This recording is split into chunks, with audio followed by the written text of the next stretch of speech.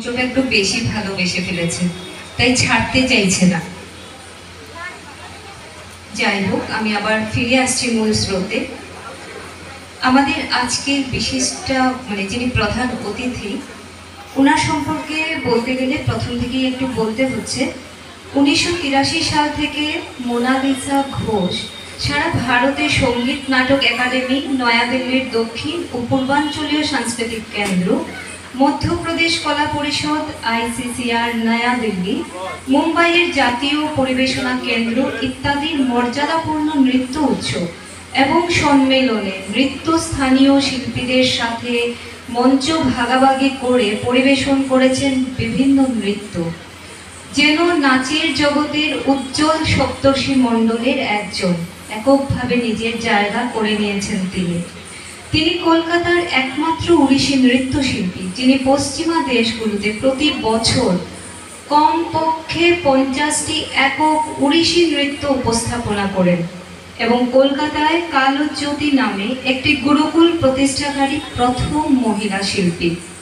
1991 সাল থেকে বিদেশে তার বক্তৃতা প্রদর্শনী পশ্চিমা শ্রোতাদের দৈনন্দিন জীবনে আমাদের ভারতীয় ধ্রুপদী নৃত্যের ধ্যানমূলক, দার্শনিক, আধ্যাত্মিক, নান্দনিক এবং থেরাপিউটিক মূল্য সম্পর্কে ব্যাপকভাবে শিক্ষিত করে তুলেছিল।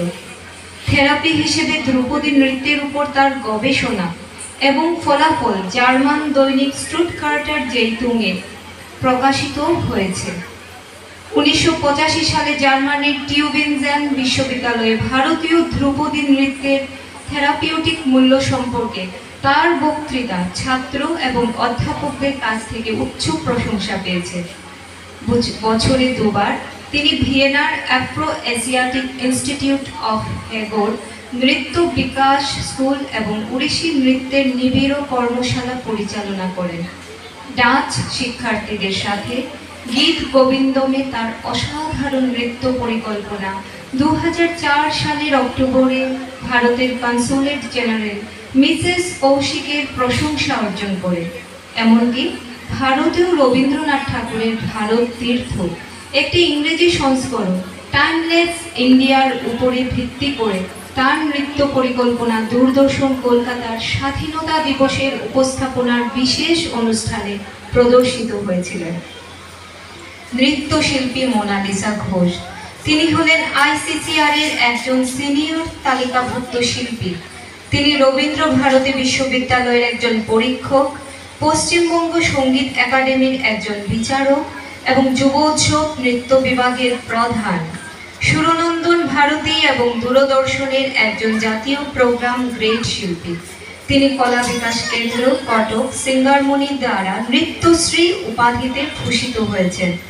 সুর সিঙ্গার সংসদ, মুম্বাই বোর্ডসের পারমেট ইমিউটেজিওনি পারফেক্ট এবং নর্থ ক্যালকাটা জেসিস কর্তৃক কলকাতার 99 এর অসামান্য যুবক। এই নৃত্যশিল্পী সম্পর্কে আর কত বলবো।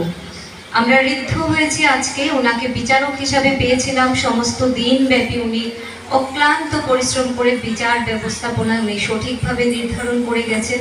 আমরা আপ্লুত, আমরা কৃতজ্ঞ। মঞ্চে বিদুষী নৃত্যশিল্পী মোনালিসা ঘোষ।